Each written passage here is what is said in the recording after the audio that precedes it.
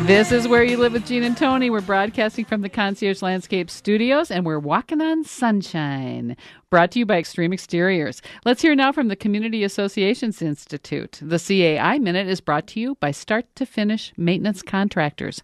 Start to Finish provides 24-hour service for all of your home and business maintenance needs. Call Start to Finish at 952-259-1219 for your home, for your business, for your peace of mind.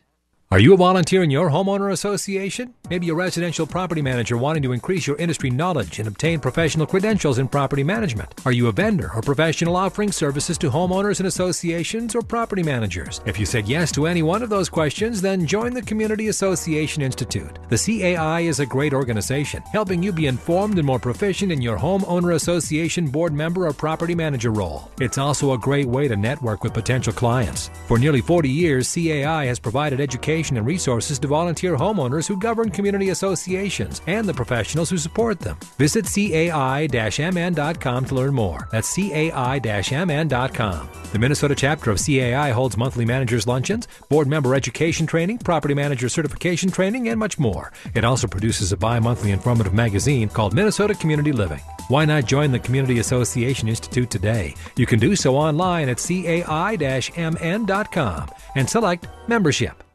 And you can win a free year's membership to CAI by being the second caller on our hotline this week. The hotline number is 952-224-2668. Leave your name, your phone number, the name of your homeowners association, and your email address. Yes, that should be enough for us to contact you. That should do it, and we'll and if you're the second caller, not the first. Second caller, that's right. That was last month. This is this month now. Yeah, in October, and you will receive another free membership, the Marge Peterson Memorial Scholarship. Yeah. And last month's winner was Hansina Bendel. Congratulations, Hansina. We hope you enjoy that membership. Now, before we get into this next story, now you were saying during the break that you have had a few moments where you don't know where you are on the highway.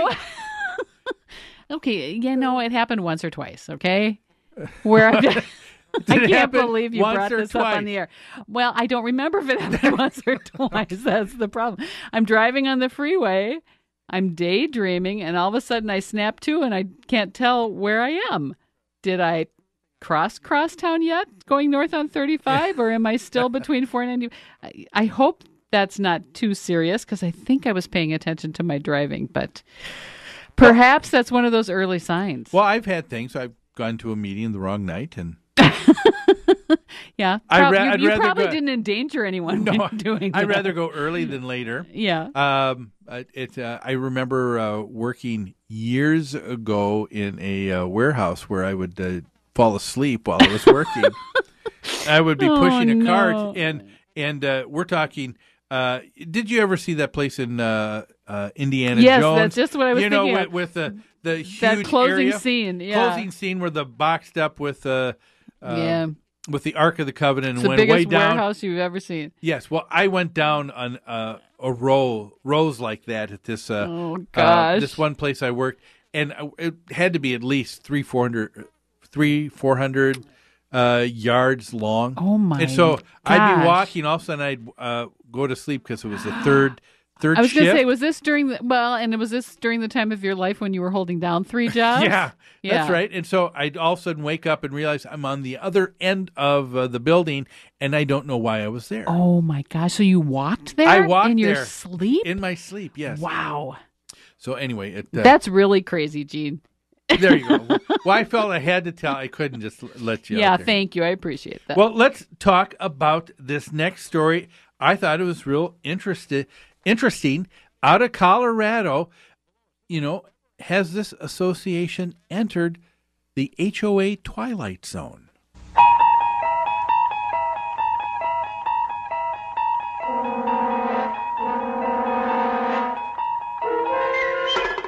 You're traveling through another dimension. A dimension not only of sight and sound, but of mind. A journey into a wondrous land whose boundaries are that of imagination. Your next stop, the Twilight Zone. That's right. the HOA Twilight Zone. And this came last week out of the Colorado Springs Gazette. It said a number of HOAs have gone dormant around the Springs over the years. But Canterbury is quite a bit different. Thanks to an odd decision by the last remaining board member, the board has been vacant, but dues are still being collected by the Colorado Association Management Company, a subsidiary of Associa, National HOA Management Company. And the Canterbury Homeowner Association members are paying $150 a year. So CAS, the management company, is collecting $150 from each homeowner. Okay. And it says that the management company uses the cash to pay the association's taxes, mailing notices of meetings, because there needs to be an annual meeting. Sure. But nobody attends. Nobody. And that's about it. That's about all they do. Yeah. Now, the association management company, they do no covenant enforcement, no inspections, no architectural control. They just collect a total of $8,200 and $8,250 from all the homeowners in 1 year. Now, they pay about $3,000 a year for their collection and accounting services. That's the management fee. It's $3,000 a year. So $250 a month. Not a lot of money. And, oh, yes, and they will pay an HOA attorney for collection services on delinquent accounts when they come up. Now, one individual said, they're collecting money and doing nothing, said Mr. Dittmar. How can this happen? Well, it happens because the last board member to serve before his house was sold and he moved in 2010 signed a contract with the management company authorizing them to handle the finances. The fine print included a clause that says it automatically renews every year, whether there's an HOA board or not. Now, the branch manager for the association management firm said, I sympathize with Mr. Dittmar and also shared in his frustration. He said, we want to see the association revived. We'd like to see a thriving community to help improve property values. He said, but we can't do inspections, covenant enforcement. We're not authorized to do it. Their contract doesn't call for that. That's right. And so here you have one homeowner, the Dittmars, who are upset because they said, what are we paying for? What are we paying for? Well, they are paying for some things, but that's one thing that bothers me.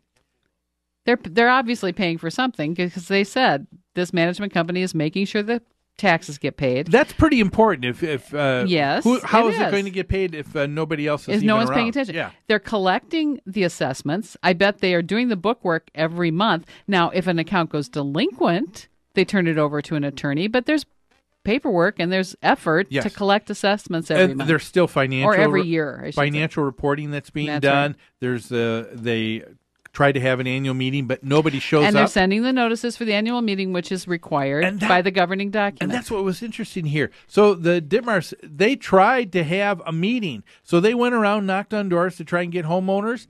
They said only one other homeowner showed up. Oh, so even I admire the Dittmars for putting in the Dittmars for putting in the effort and trying to get people interested. Yes. That was the right thing to do. Yes, but the attorney who does the collections for Canterbury says that Canterbury is unique. He said, I just don't see this. He said, apathy to this point is unusual. And it is that far. Now, yeah, it is. I've had an association ask that question before. We really don't want to work a lot. Can we just sign everything over to you and have you guys do it? Authorize the management company to do everything. Yeah, and the assumption is everything's going to be okay. Nobody's ever going to question there'll never be a problem. Decision again. Yeah. And that doesn't happen. No. There, in an association, there needs to be the owners have to buy in. They have to take control of their own destiny. That's right. They have to direct the management company. This management company is correct. They can't take action they're not authorized to take. Yes. That's not legal. The board of directors is supposed to direct the management company. Yeah. Now, I did speak with a spokesperson for the Colorado Association Management for that firm. Yeah. And they weren't able to come on the show. They had another commitment. But they did expound the same things. They said, we're trying. They in their notices that they send out to the homeowners, they are asking for people to serve on the board. Right. They're asking for a meeting, and they do that. And it's not just once a year in notices. They are regularly trying to keep them up to date with the financials of the association. And again, it's not that they're doing nothing, as this gentleman said. They may not be doing enough of what he would like, but they're doing as much as they can. And that is to be applauded because you don't have anybody overstepping their bounds. I'll tell you what, it's scary to me, and I've told associations this when I remember managing one that was brand new, and they were having trouble getting people to step up and run for the board of directors, and they said the same thing. What if we don't get enough board members? I said, I don't know what to do in that case, because it's a very scary proposition to me that I'm supposed to be working for you without any direction and without any decisions made by a board of directors. I don't think I can do it. Now, there was that happened, I remember maybe 7-8 years ago, single-family detached homes, one we still manage today.